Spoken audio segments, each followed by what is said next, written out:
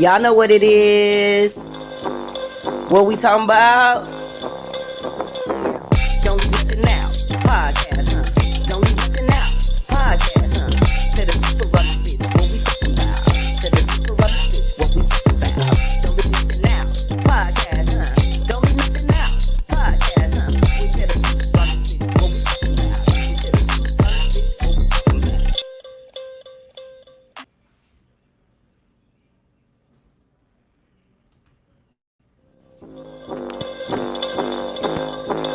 Y'all know what it is. What we talking about? Don't leave nothing out. Podcast, huh? Don't leave nothing out. Podcast, huh? To the people of the bitch, what we talking about? To the people of the bitch, what we talking about? Don't leave nothing out. Podcast, huh? Don't leave nothing out. Podcast, huh? We to the people of the bitch, what we talking about? We to the people of the bitch, what we talking about? Hey, y'all. Y'all already know who it is. It's Maisha the Realist. I am back, you guys. I am back. I know I've been gone for a minute, but I am back, you guys. And it feels good to be back doing what I love to do, which is talk shit and give motherfuckers my opinion. So I appreciate being back. Those of you who are religiously following me, who comment and like my posts or whatever, I appreciate you guys. And I'm back to give you guys more. I dropped all my haters and negativity or whatever in the beginning of 2026, and it's now time for me to do me and what makes me happy. So I am back, you guys, and I appreciate all of you guys that are still following me. Okay, so today I just want to come back with a short show. Of course, this is my first beginning show back on the show. We're gonna call this season 2 because we've already had season 1 of Don't Leave Nothing Out podcast. I had other people with me at the time, but now it is just me. So we are on season 2, and it is Maisha the Realist, and that's all it's gonna be. That's all I need. So let's go ahead and get into the topics for tonight, you guys. Okay, so the first thing we're gonna talk about is the verses. Of course, I know everybody's seen it. How could you not see it? If you haven't seen it, you must have been up under a rock. But we're gonna definitely talk about it, and I'm gonna go ahead and share with you guys here. So take a listen and look. Hey, hold on. That was cute. Hey, yo, hold on, wait. It's like song. It was like 2 songs, right? No, that was one song, my friend. 2 of the same. Nah, Yeah, that was a few songs. That's 2 They different songs. did That's the some same song, shit in man. there. Already cheating. Already fucking cheating. in the regular version. Hey, that's that LA shit. That nigga said know the what? BET Where my version. sexy Why the ladies fuck do he at? remember Where them we at? performing that at the BET got Awards? nothing Because they to sure come the out fuck did. I'm done. Cause you know what time it is? Let's It's go, grind P. time. Let's go. Yeah. You know what time it is, right? Puerto Ricans in the building. Okay. Let's go. Hey. Let's go. Okay. I mean, that's really all that's needed. I mean, they came out with fucking Grind on Me. Like, come on, y'all.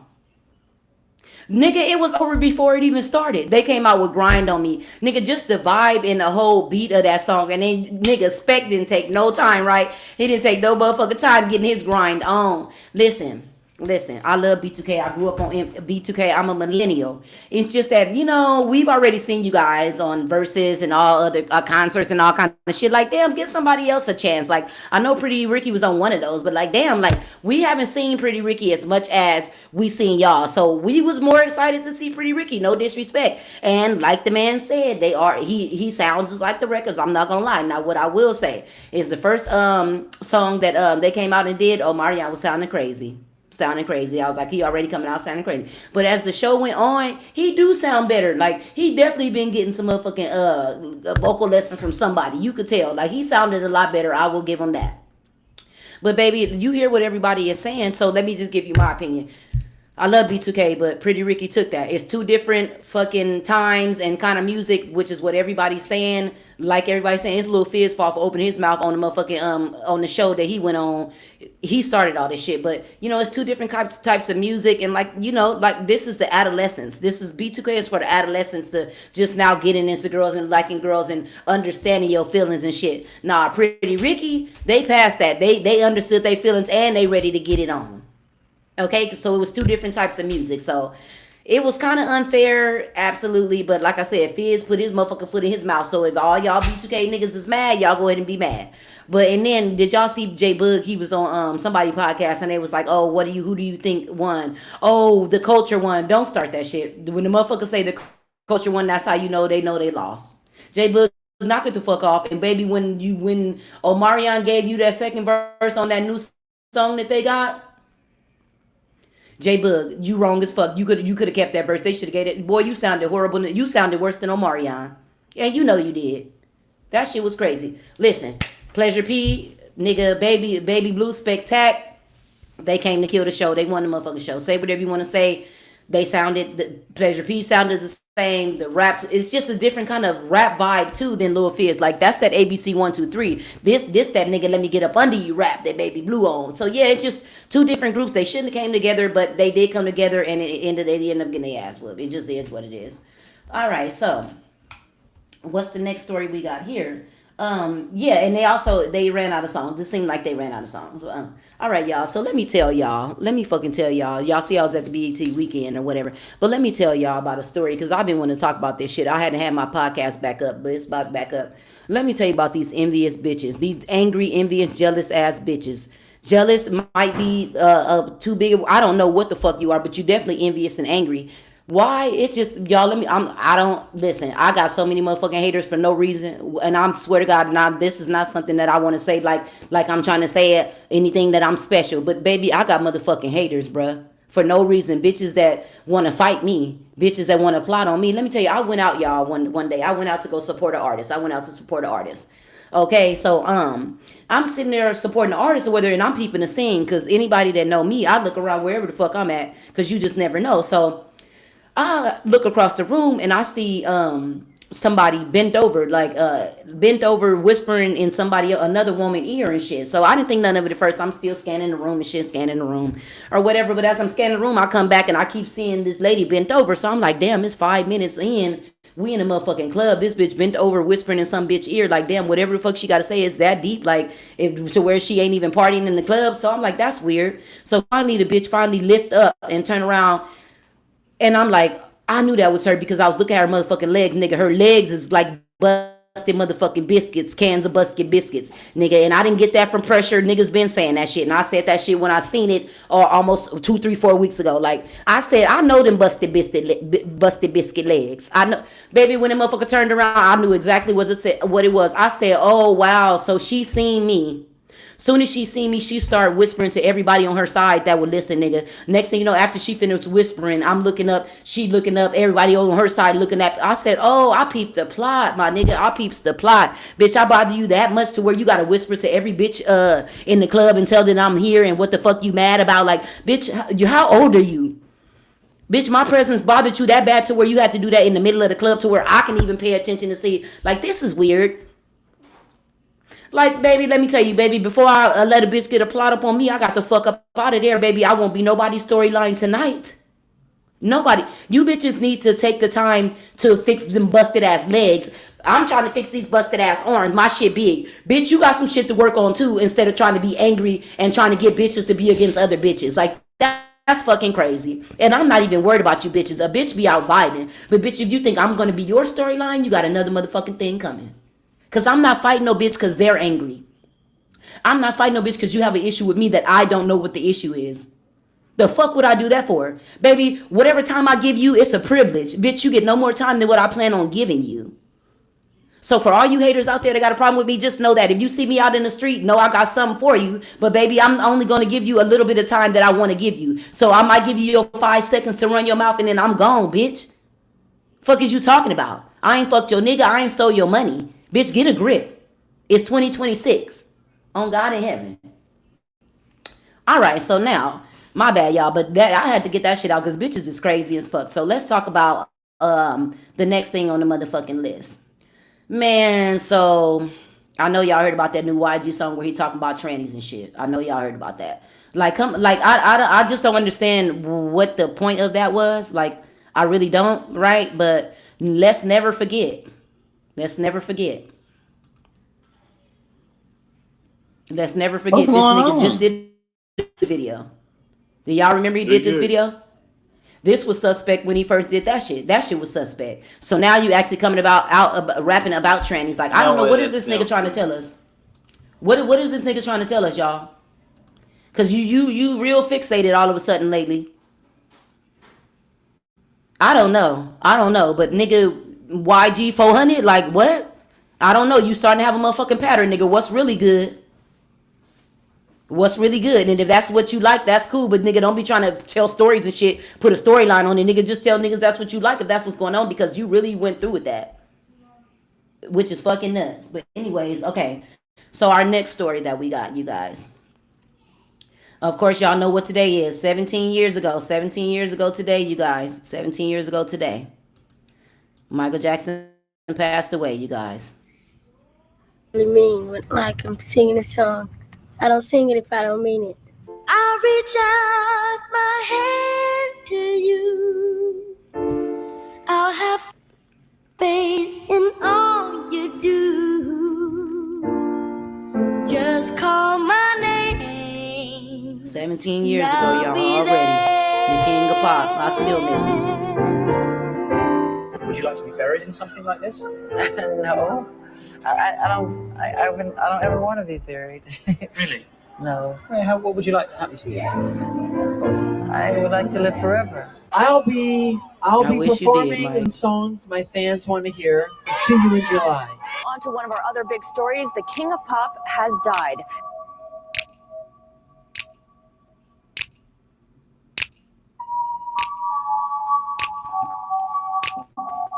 I love you all, and we're family. Rest in peace, Michael Jackson.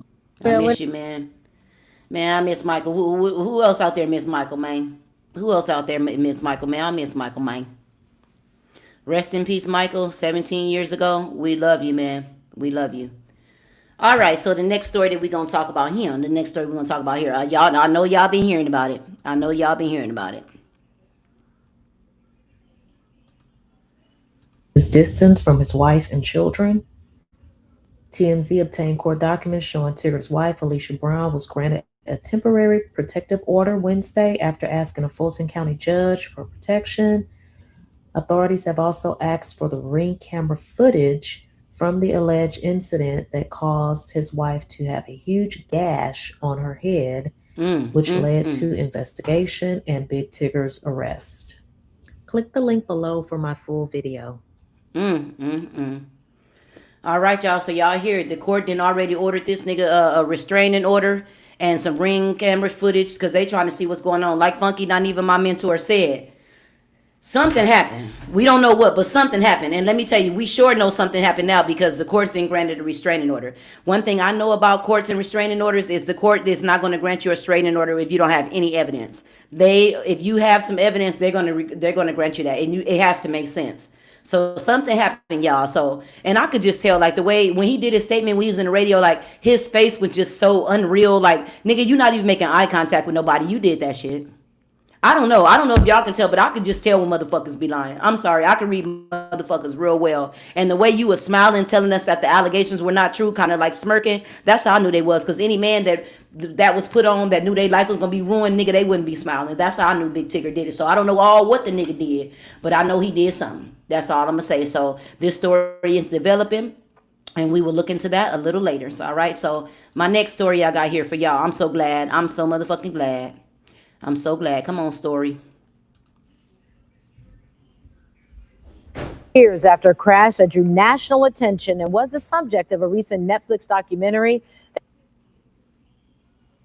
there are new developments in the Mackenzie Shirilla case. The Ohio Supreme Court has declined to hear another appeal from the Strongsville woman convicted of killing 2 people in that crash. Candace Hare is live in Strongsville this morning with the latest. Good morning, Candace. Good morning, Danita. And this latest ruling, it leaves decisions made by lower courts in place. And it means that Mackenzie Shirilla's latest bid at having a new trial will not move forward. And this is a decision that was made by the Ohio Supreme Court that came down on Tuesday. Shirilla is serving 15 years to life in prison after being convicted of intentionally crashing her SUV into a Strongsville business at around 100 miles per hour, killing her boyfriend, Dominic Russo, and their friend, Davion Flanagan. This ruling comes as renewed attention surrounds the case following Netflix's documentary, The Crash, which became the streaming service's most watched film for 2 straight weeks and prompted the release of additional records, including police videos, jail phone calls, and tens of thousands of text messages used as evidence during her trial. And this latest decision from the Ohio Supreme Court, this comes just weeks after 3 News reported that Sherilla had racked up 36 prison conduct reports in the nearly 3 years that she's been behind bars. She was found guilty in 32 of those cases. Danita? All right, Candace, reporting. Well, all right. Well, all right. Ain't that something? Yeah, okay, so they got it right. They got it right with this hoe, just like they got it right with Chud the Builder. Fuck no. Why that bitch? Bitch, y'all seen all the information, and this bitch want to try to go and be a model after she didn't kill folk. Y'all got it right this time. Keep getting it right with her, and keep getting it right with motherfucking Chud the Builder. Next, on to the next. What's the next story we got, y'all? Let's see here and what I got for y'all. All right, y'all. So I know y'all heard about Oprah ass. She under fire, y'all. She under fire. They said she should have kept her mouth closed, y'all. That's what she said. Let's go on and listen. Watch what you say now. She was still just very bitter and upset about some things, and she said, "Sissy, just let me be me." I said, "Okay, I'm not trying to stop you." She was still a little hateful. She goes on stage and she trips. Oprah told that audience not one single word to anyone. That secret was kept for way over 10 years or more. I'm telling Girl, yeah, it was kept for way over 10 years, but now all of a sudden she want to come out and bring the shit out. I mean, just what good did it do for anybody, Oprah, at this point is my point. Like, you wanted to smear her name even more. Whitney is a motherfucking legend, nigga. Don't do that. Being Bobby Brown was the shit. I miss Whitney. Don't do that. Oprah, it just wasn't necessary, bitch. You could have talked about any motherfucking thing else. Why you would talk about Whitney, but you won't talk about Trump? Like, dog, you could have just left her alone, dog. You could have just left her alone on everything. So moving on to the next story, you guys. Moving on to the next story. This is a good story, right? Let's listen to this, you guys. A New Orleans man is celebrating a medical breakthrough. 23-year-old Daniel Cressy is now functionally cured of sickle cell disease through gene therapy. He's the first person in Louisiana to gain that distinction. The therapy relies on a patient's own stem cells. Cressy says he wants to start a nonprofit that can help other people navigate the journey of sickle cell treatment. This entire journey was the hardest thing I've done in my life. And the reason why I work so hard with our organization, Privileged Pilots, is because I don't want anybody else to have to experience the loneliness and the uncertainty and the hopelessness that I felt a couple of years ago. Someone's ability to access treatment and potentially cure should not be defined by their zip code. Right. People in Louisiana deserve the same opportunity as people anywhere else in this country. The people living with sickle cell disease are here. Data from the Centers for Disease. You guys, right? That's wonderful.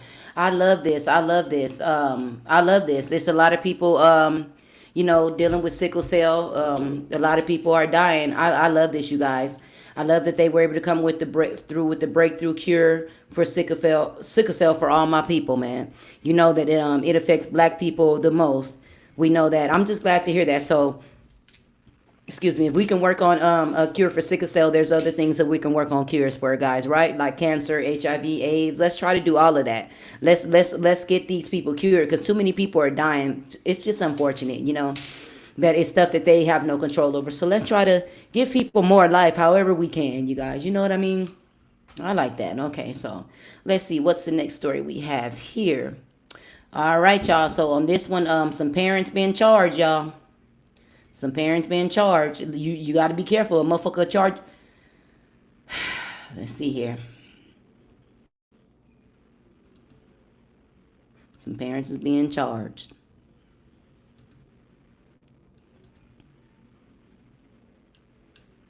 But he died. And Terry, the Genesee County prosecutor says this is just a terrible case of neglect. Yeah, he does, Angie, and that's why his office has charged the parents with second-degree murder following the death of their 7-year-old Casper. Okay, so after months of investigation, Flint Township Police arrested 40-year-old Damian O'Brien and his wife, 41-year-old Jessica O'Brien, this week on second-degree murder, torture, and child neglect charges. They are accused of neglecting their 7-year-old son, Casper, who died of heart failure in November 2025 due to morbid obesity. I cannot. How can you, as a mother and a father, just sit up and let your child just get bigger like that, knowing that they can die? They obviously didn't give a fuck if he died or them. That's obvious, because who does that? Anyways, he was weighing 255 pounds at the time of his death and was 50.5 inches tall. The normal weight of a child his age is 50.5 inches and between 50 and 73 pounds. Wow. According to the authorities, both parents had good careers, but weren't caring for Casper and his 5-year-old sister. They were allegedly living in poor conditions, were not even enrolled in school, and the government didn't know of their existence. Wow. They had no pediatrician, and Casper saw a doctor only once in his life, even though both parents had good health insurance. Put these motherfuckers up under the jail. Put them up under the jail. Right the fuck now. That is motherfucker. Listen, why the fuck did y'all even have kids? Why? 255 pounds? Put them up under the jail. They need to go to jail. They need to go to jail for murder and neglect. That's crazy, y'all. 255 pounds. Poor child. Poor fucking child. I just can't. All right, y'all. So here we are. I'm at the last story. Y'all know I call this bitch a sloth because that's what the fuck she is, a sloth. And y'all just keep on giving her exposure. But shit, I'm going to give it to her too because this sloth is irritating as fuck. So when is DCF finally going to catch this hoe? DCFS. When they gonna catch it out?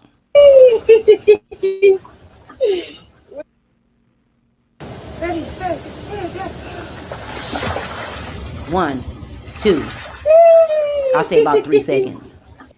Fans react with concern after Chrisean Rock shares video of son underwater. A new video shared by Chrisean Rock has sparked concern across social media after it appeared to show her young son underwater.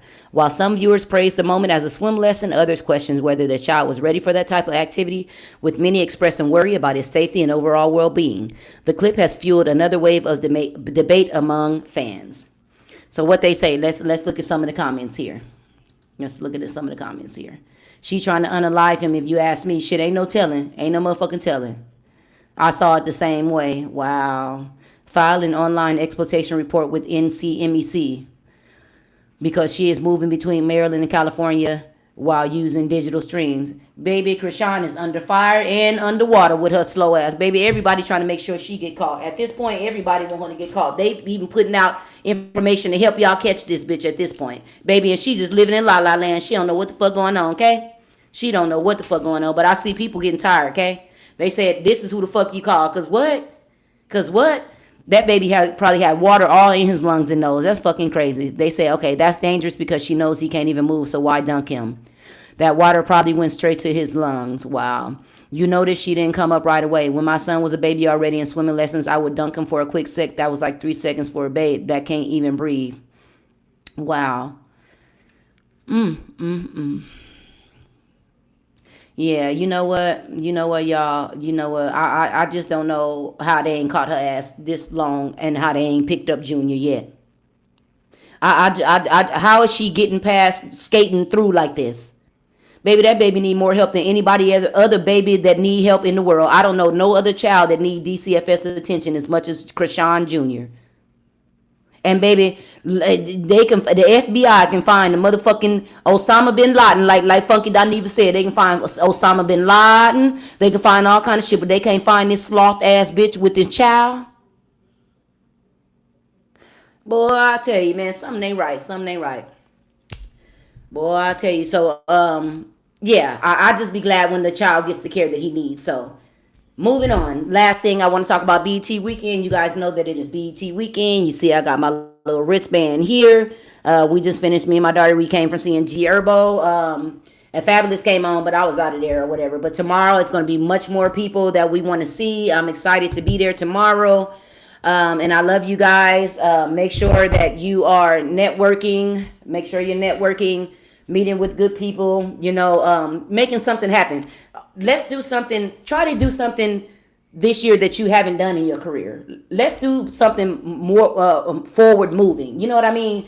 something we haven't already did. The purpose and the goal is to elevate, right, guys? So let's elevate. However that, whatever that looks like in your life, whether it's networking or doing what you got to do on your own to get to the point where you're trying to get. Let's just all get to where we need to go. Let's all elevate, y'all. That's all I want to see in life, y'all. So I love y'all. I appreciate y'all. I am back. This is Maisha the Realist with season 2 of Don't Leave Nothing Out podcast, and I hope to see you guys soon.